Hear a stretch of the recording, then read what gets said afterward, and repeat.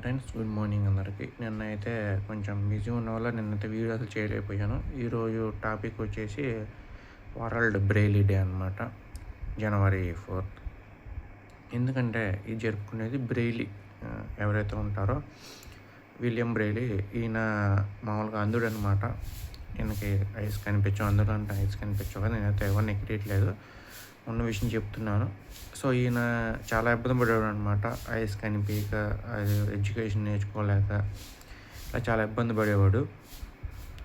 ఇలా ఉన్నప్పుడు Louis Braille అనుకుంటా, విలియం బ్రెయిలీ కాదు, లూయిస్ బ్రెయిలీ. ఇలా ఉన్నప్పుడు ఈయనకి ఒక ఆలోచన వచ్చింది. మామూలుగా అందరూ కళ్ళున్న వాళ్ళు అయితే చదువుకుంటారు, నేను ఎలా చదువుకోవాలని చెప్పి ఆలోచన వచ్చింది. ఆ టైంలో కనుక్కున్నదే ఈ బ్రెయిలీ లిపి అనమాట.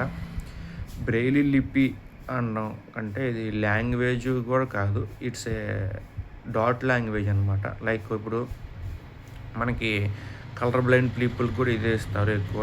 అంటే లైక్ డాట్స్ ఉంటే అది గుర్తుపట్టి మనం చదువుకుంటూ ఉంటాం. మనం ఫింగర్స్తో దాన్ని స్క్రోల్ చేస్తుంటే మనకి ఇది ఓడి ఇది అని తెలుస్తుంటుంది అనమాట. మన బ్రెయిన్కి వెళ్తుంటుంది దాని సిగ్నల్.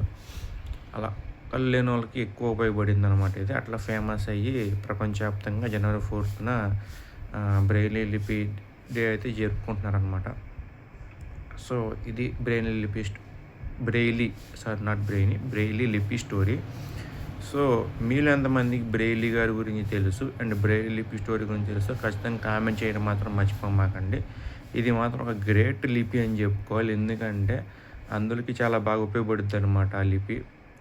అలా అని చెప్పి మిగతా వాళ్ళు నేనేం తక్కువ చేయట్లేదు.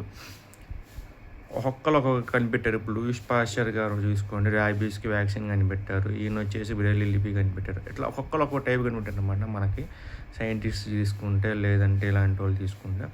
సో ఇలాంటి వాళ్ళు ఎంతోమంది మనకి ఇలా కనిపెట్టబట్టి మనం ఇప్పుడు ఇట్లా వాడుకోగలుగుతున్నాం. అలాగే ఎందుకు మనకు మార్క్ జుకర్బర్గ్ ఉన్నారు ఫేస్బుక్. ఆయన colour blind means nothing but ఒక స్పెసిఫిక్ కలరే కనిపిస్తుంది, మిగతా కొన్ని కలర్స్ కనిపించవు. అందుకే ఆయనకి బ్లూ కలర్ అంటే చాలా ఇష్టం కాబట్టి ఫేస్బుక్ బ్లూ కలర్ ఉంటుంది మనకి. మీరు ఎంతమందికి ఈ విషయం తెలుసు అవి కూడా కామెంట్ చేయండి. సో ఇదనమాట, ఇలా ఉంటాయి అన్నమాట. ఒక్కొక్కరు ఒక్కొక్క టైప్ ఉంటారు మనుషులు, అందరూ ఒకేలాగా ఉంటారు. మన ఫింగర్స్ ఎలాగైతే 10,000 ఒకేలాగా ఉండవు, మనుషులు కూడా ఒక్కొక్కరు ఒక్కొక్క టైప్ ఉంటారు అనమాట. అది దేవుడు సృష్టి రహస్యం. మనకైతే ఎందుకు ఇలా ఉంటుందో ఎవరికి తెలియదు. కర్మఫలం అంటారు దాన్ని. మనం ముందు చేసుకున్న కర్మలే మనకి ఈ జన్మలో, పోయిన జన్మలో చేసిన కర్మలు ఈ జన్మలో వస్తాయి అన్నమాట. సో అది కర్మ సిద్ధాంతం అంటాం, అది వేరే topic. So thank you so much.